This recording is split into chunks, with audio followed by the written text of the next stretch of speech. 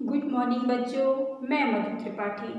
आज हम अध्ययन करने वाले हैं बच्चों पैमाने के प्रतिफल के बारे में। इससे पहले वाले वीडियो में हमने अल्पकालीन उत्पादन फलन के बारे में पढ़ा था। अल्पकालीन उत्पादन फलन क्या था बच्चों कि अल्पकाल में कुछ साधन स्थिर होते हैं और कुछ साधन परिवर्तनशील होते हैं।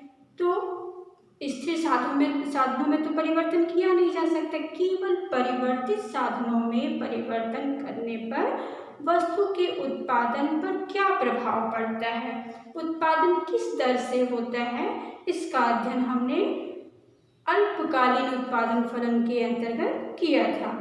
आज हम पढ़ने वाले हैं बच्चों पैमाने के प्रतिफल के बारे में, रिटर्न्स टू स्केल। बच्चों पैमाना शब्द का इस्तेमाल जो है या इसका संबंध जो है वो दीर्घकाल से होता है। दीर्घकाल में उत्पादन के सभी साधनों में परिवर्तन करना संभव होता है, क्योंकि दीर्घकाल की अवधि क्या होती है, लंबी अवधि होती है, लॉन्ग पीरियड होता है जिसमें उत्पादन के सभी साधनों में परिवर्तन किया जा सकता है। अतः पैमाने का प्रतिफल जो है वो किससे संबंधित है बच्चों कि जब दीर्घकाल में उत्पादन के सभी साधनों में स्थिर साधन और जो आपके परिवर्ती साधन के बीच का अंतर समाप्त हो जाता है और सारे साधन कैसे हैं, यहाँ पे सभी में परिवर्तन किया जा सकता है। तो सभी साधनों में उत्पादन के सभी साधनों में जब समान अनुपात में एक ही समय में परिवर्तन किया जाए तो उसका उत्पादन पर क्या प्रभाव पड़ता है, इसका अध्ययन हम किसके अंतर्गत करते हैं, पैमाने के प्रतिफल के अंतर्गत करते हैं। जैसे कि बच्चों हम यहाँ पे साधन ले लेते हैं पूंजी और श्रम।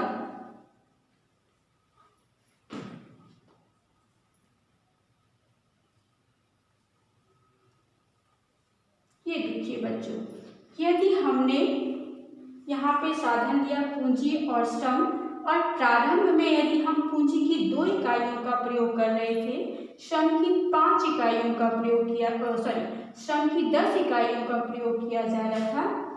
अब हमने क्या किया भाई, इन साधनों में वृद्धि कर दी। यदि पूंजी की 2 इकाइयों से हमने क्या किया, 2 इकाइयाँ थी, अब उसको क्या कर दिया, 4 इकाई वृद्धि कर दी। मतलब क्या है, 2 का क्या हो गया 4, मतलब दुगने की वृद्धि हो गई यहाँ पर। इसी प्रकार श्रम की पहले 10 इकाइयों का प्रयोग किया जा रहा था और अब चूंकि यहाँ पूंजी जो है वो क्या हो गई, डबल हो गई, तो श्रम को भी क्या कर दिया गया है, डबल कर दिया गया है, दुगना कर दिया गया है। अर्थात इनके बीच का जो अनुपात है बच्चों वो कैसा है, देखिए आप 1:5। यहाँ पे भी क्या है, 1:5। यदि हम इसको 3 गुना वृद्धि करते हैं तो कितना ये हो जाएगा, पूंजी कितनी हो जाएगी, 6 इकाइयाँ। यदि श्रम में भी हम 3 गुना वृद्धि करते हैं तो यहाँ पर ये 30 हो जाएगा। तब भी इनके बीच का अनुपात कैसा है, बराबर है। इस प्रकार से बच्चों पैमाने के प्रतिफल के अंतर्गत दीर्घकाल में क्या होता है भाई, समय अवधि ज्यादा होती है और उत्पादन के सभी साधनों में एक समान अनुपात में वृद्धि करने पर उत्पादन पर क्या प्रभाव पड़ता है, उत्पादन किस दर से बढ़ता है या घटता है, इसका अध्ययन इसके अंतर्गत किया जाता है बच्चों। अब हम इसे रेखा चित्र के माध्यम से समझेंगे बच्चों। पैमाने के प्रतिफल को समझने के लिए बच्चों ये देखिए, यहाँ पर हमने क्या किया है, ये OY अक्ष लिया, ये है OX अक्ष है बच्चों। यहाँ पर हमने पूंजी को दर्शाया, अर्थात हम कह सकते हैं कि OY अक्ष पर हमने पूंजी को दिखाया है और OX अक्ष पर हमने श्रम को लिया है। ये जो रेखा है हमारी, इसको हम नाम दे देते हैं OR रेखा। ये पैमाना रेखा है बच्चों। और इस पैमाना रेखा पर ये क्या होते हैं बच्चों, ये समुत्पाद वक्र है। ये हमने यहाँ पे 4 समुत्पाद वक्र लिए हैं। इसको हम क्या है, यहाँ इन बिंदुओं को नाम दे देते हैं A, B, C और D। ये यहाँ पर उत्पादन की मात्रा को बताते हैं बच्चों। ये 100, 200, 300, 400 और ये हमारा IP1, मतलब हम कह सकते हैं ये समुत्पाद वक्र जो है हमारा IP1, IP2, IP3, IP4। इस प्रकार से ये 4 समुत्पाद वक्र हैं जो, और ये हमारी पैमाना रेखा है। ये पैमाना रेखा जैसे जैसे आगे बढ़ती जाएगी ये साधनों में जैसे जैसे वृद्धि की जाएगी वैसे वैसे क्या होगा, ये उत्पादन हमारे बढ़ते हुए उत्पादन को बताएगी। यहाँ पर हम देखेंगे बच्चों, ए बिंदु पर श्रम और पूंजी इन दोनों के सहयोगों से उत्पादन कितना हो रहा है, 100 इकाई का हो रहा है। इसी प्रकार से यहाँ पे हम बी बिंदु पे देखेंगे कि श्रम और पूंजी के सहयोगों से 200 इकाइयों का उत्पादन हो रहा है। तो इनके बीच की दूरी के माध्यम से पता चलता है बच्चों कि उत्पादन जो है, जिस तरह से हमने साधनों को बढ़ाया है, उत्पादन उससे बढ़ते हुए दर में प्राप्त हो रहा है कि उससे घटते हुए दर में प्राप्त हो रहा है कि उसके जिस अनुपात में साधनों को बढ़ाया गया है उत्पादन उसी अनुपात में प्राप्त हो रहा है। पैमाने के प्रतिफल के 3 प्रकार होते हैं बच्चों, या हम कह सकते हैं पैमाने के प्रतिफल की 3 अवस्थाएं होती हैं।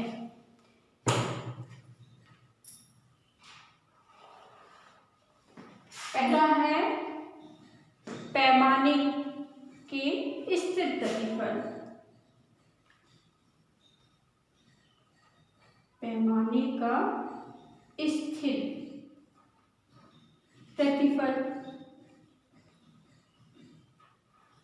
और तीसरा होता है पैमाने का घटता हुआ प्रतिफल।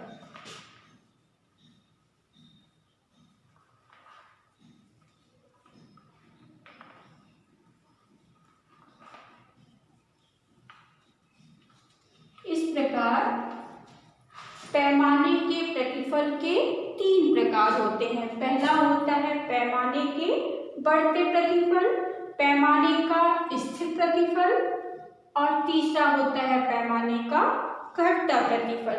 तो बच्चों हम एक एक करके जानेंगे।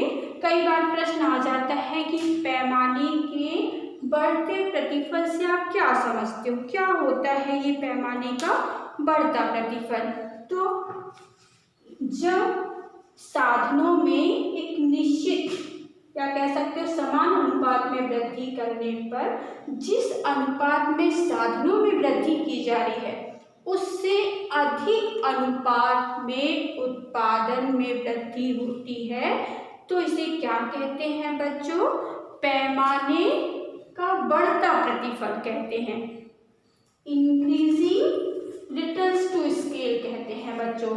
देखिए उदाहरण के तौर पे यदि हम कह सकते हैं कि हमने साधनों में यदि 10% की वृद्धि की है और साधनों में 10% वृद्धि करने पर उत्पादन हमारा 15% बढ़ जाए या 20% बढ़ जाए, तो क्या हो रहा है कि हमने साधन में 10% वृद्धि की और उत्पादन हमारा 10% से अधिक 15% बढ़ जा रहा है या 20% बढ़ जा रहा है, तो क्या हो रहा है, उत्पादन में अधिक अनुपात में वृद्धि हो रही है। तो इसे हम क्या कहेंगे बच्चों, पैमाने का बढ़ता हुआ प्रतिफल कहेंगे।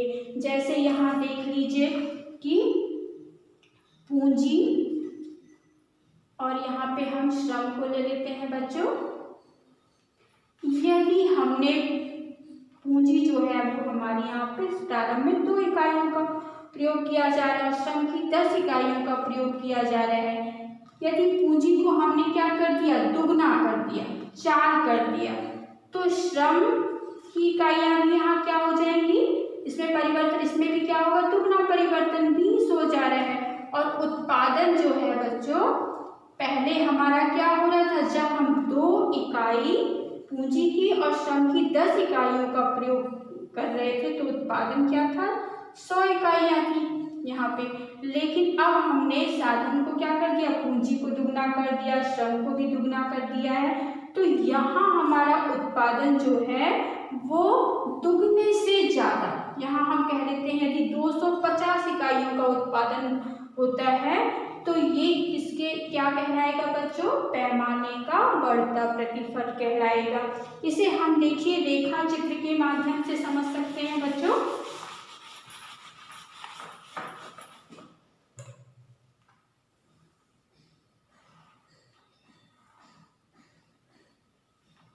ये OY अक्ष हो गया हमारा, ये OX अक्ष है। OX अक्ष पर हमने श्रम को दिखाया है बच्चों, यहाँ OY अक्ष पर हमने पूंजी को दिखाया हुआ है। अब यहाँ हम देखेंगे बच्चों, ये हमारी क्या है, समुत्पाद वक्र है। ये 4 समुत्पाद वक्र है यहाँ पे, और आप जिन पर उत्पादन कितना हो रहा है बच्चों, 100, यहाँ 200, 300 और ये 400 इकाइयों का उत्पादन हो रहा है। तो ये हमारे यहाँ बिंदु नाम दे देते हैं A, B, C, D। तो ये OR हमारी पैमाना रेखा है, और यहाँ पर A बिंदु पर श्रम और पूंजी के सहयोग से 100 इकाइयों का उत्पादन हो रहा है। अब इसके बाद यदि हमें अतिरिक्त 100 इकाइयों का उत्पादन करना है बच्चों, तो प्रारंभ में आप देखोगे कि ये गैप कैसा दिख रहा है, ज़्यादा दिख रहा है।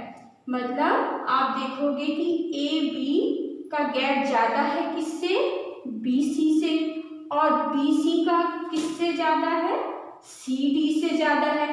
तो कहने का मतलब है बच्चों कि प्रारंभ में क्या होता है कि जो हम इकाइयों में, साधन की इकाइयों में जो वृद्धि कर रहे हैं उससे अधिक अनुपात, यहाँ पे ये क्या है, गैप कम है, मतलब उतने ही उत्पादन को हमको उत्पादित करने के लिए साधनों की जो सहयोग है वो कम सहयोग को लगाना पड़ रहा है। साधनों की जो कहना चाहिए कि जिस अनुपात में साधनों को लगाया जा रहा है उससे अधिक अनुपात में उत्पादन प्राप्त होता है। तो ये हमारा होता है पैमाने का बढ़ता हुआ प्रतिफल। अब यदि हम बात करते हैं बच्चों दूसरे प्रकार की, दूसरी अवस्था की, जो है पैमाने का स्थिर प्रतिफल।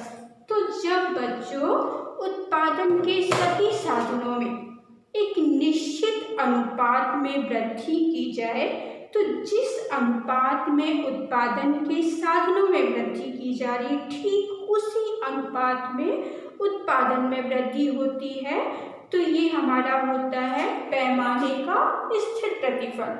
जैसे कि बच्चों यदि उत्पादन के साधनों में हमने 10% की वृद्धि की है, उत्पादन के साधनों में 10% की वृद्धि की है और उत्पादन में भी 10% की वृद्धि हो जाए, तो ये कैसा प्रतिफल है, पैमाने का स्थिर प्रतिफल है। देखिए जैसे यहाँ पे पूंजी की प्रारंभ में 2 इकाइयाँ और श्रम की 10 इकाइयों को हमने लिया, यहाँ पे हमारा ये उत्पादन। तो यहाँ आप देखते हैं कि जब प्रारंभ में हमने पूंजी की 2 इकाइयाँ और श्रम की 10 इकाइयों को लिया है तो उत्पादन हमारा 100 इकाई हो रहा है। अब यदि हम पूंजी की इकाइयों को बढ़ा देते हैं, दुगना कर देते हैं, 2 से 4 कर देते हैं, इसी प्रकार श्रम की इकाइयों में जो वृद्धि है वो भी हम दुगनी कर देते हैं, 10 से 20 कर देते हैं, तो यहाँ हमारा उत्पादन कितना होता है, 200। देखिए पूंजी को भी दुगना किया गया, श्रम को भी दुगना किया गया और उत्पादन भी कितना हुआ, दुगना हुआ।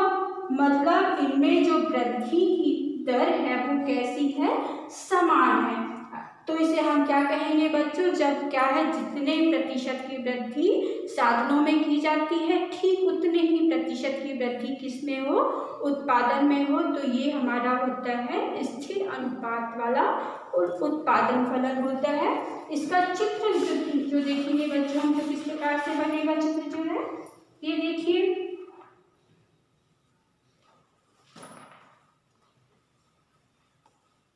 ये पूंजी को लिया यहाँ पे हमने, यहाँ श्रम को लिया है। अब आप देखेंगे बच्चों, ये हमारा पैमाना रेखा है, OR रेखा है, जिस पर ये हमारे समुत्पाद वक्र हैं। इन समुत्पाद वक्र में ये श्रम और पूंजी के संयोगों के द्वारा यहाँ पर 100 इकाइयों का उत्पादन हो रहा है, यहाँ 200, यहाँ 300, यहाँ 400। ये इस पैमाना रेखा पर ABCD ये बिंदु है, श्रम पूंजी के संयोग हैं, जहाँ पर 100, 200, 300 और 400 इकाइयों का उत्पादन हो रहा है बच्चों।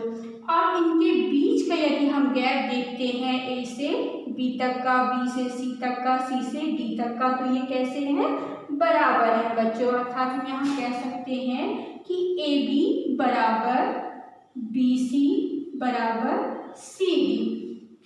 इसका मतलब है बच्चों कि जिस अनुपात में उत्पादन के साधनों में वृद्धि की जा रही है, ठीक उसी अनुपात में उत्पादन में वृद्धि होती है, तो यह स्थिर अनुपात वाला उत्पादन फलन होता है। चलिए अब हम बात करते हैं उत्पादन फलन के, ये पैमाने के प्रतिफल की तीसरी अवस्था की। तो तीसरी अवस्था या तीसरा प्रकार होता है पैमाने का घटता हुआ प्रतिफल।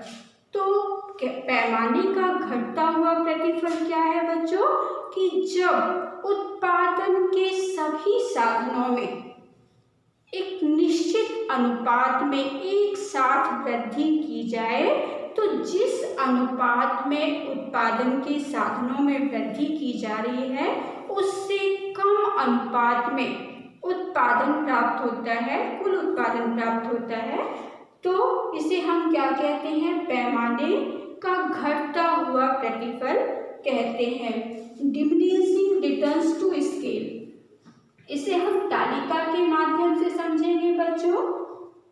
ये है पूंजी, यहाँ पे हम लेते हैं श्रम को ले लेते हैं बच्चों।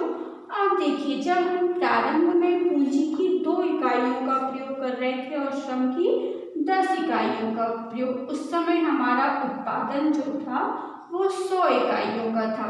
यदि हमने पूंजी को दुगना कर दिया, 2 से 4 कर दिया, श्रम को भी दुगना किया गया, क्योंकि दीर्घकालीन उत्पादन फलन में सभी साधनों में समान अनुपात में परिवर्तन होता है।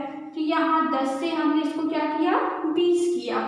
अब जब प्रारंभ में 2 पूंजी की इकाई और श्रम की 10 इकाइयों के द्वारा कुल उत्पादन हमारा 100 था। अब यदि हमने पूंजी को दुगना किया, श्रम को दुगना किया, लेकिन उत्पादन हमारा दुगना नहीं हुआ, उससे दुगने से कम का उत्पादन हो रहा है। कुल उत्पादन जो है वो हमारा यहाँ पे 150 ही है। तो इसे हम क्या कहेंगे, पैमाने का घटता हुआ प्रतिफल कहेंगे बच्चों की, जहाँ पे उत्पादन के सभी कारकों में समान अनुपात में वृद्धि करने पर उसकी तुलना में कुल उत्पादन जो है वो कम अनुपात में प्राप्त होता है। तो ये होता है पैमाने का घटता हुआ प्रतिफल। इसे हम रेखा चित्र के माध्यम से समझते हैं बच्चों।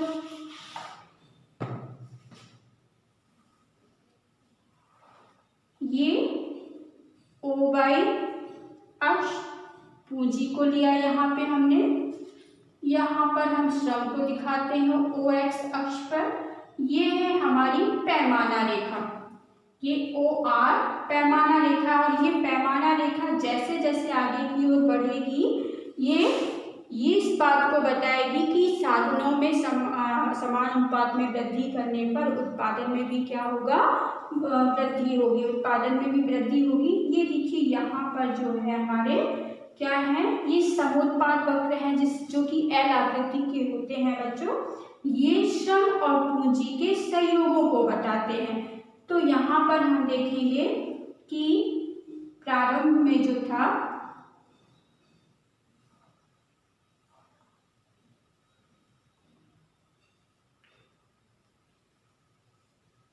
ये हमारे श्रम और पूंजी के संयोग है। इस पैमाने रेखा पे हम ये 4 बिंदु हैं हमारे A, B, C और D।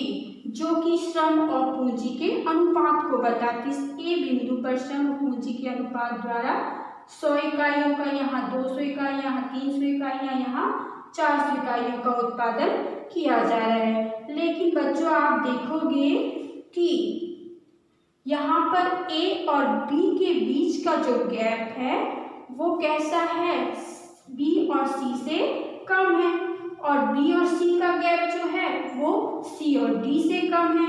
अर्थात बच्चों यहाँ पर स्थिति जो है ए बी का गैप कम है किससे, बी सी से, और बी सी का किससे कम है, सी डी से कम है। अर्थात बच्चों इनके बीच का गैप ये बताता है कि अतिरिक्त 100 इकाइयों का उत्पादन करने के लिए साधनों की संख्या क्या है, अधिक अनुपात में लगाई जा रही है। अर्थात हम कह सकते हैं कि पैमाने का घटता प्रतिफल ये बताता है कि जब उत्पादन के सभी साधनों में समान अनुपात में वृद्धि की जाए, लेकिन वहाँ उत्पादन जो है जिस अनुपात में साधनों को लगाया गया उससे कम अनुपात में प्राप्त होता है, तो यह पैमाने का घटता प्रतिफल होता है। जैसे कि यदि हमने साधनों में 10% की वृद्धि की और उत्पादन में केवल 5% की वृद्धि हो रही है, तो ये क्या कौन सा प्रतिफल पे कहलाएगा, पैमाने का घटता हुआ प्रतिफल कहलाएगा। तो बच्चों आशा करती हूँ कि आज का ये वीडियो आपको समझ में आया होगा कि पैमाने का प्रतिफल किसे कहते हैं, क्या है और इसके कितने प्रकार हैं। तो पैमाने का प्रतिफल जो है इसको हम तीन नामों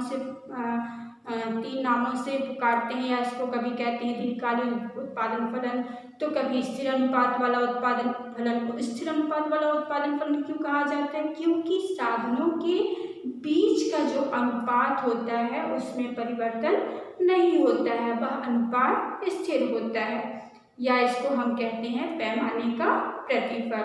और पैमाने के प्रतिफल की कितनी अवस्थाएं हैं, 3 अवस्थाएं, पैमाने का बढ़ता हुआ प्रतिफल, पैमाने का स्थिर प्रतिफल और पैमाने का घटता हुआ प्रतिफल।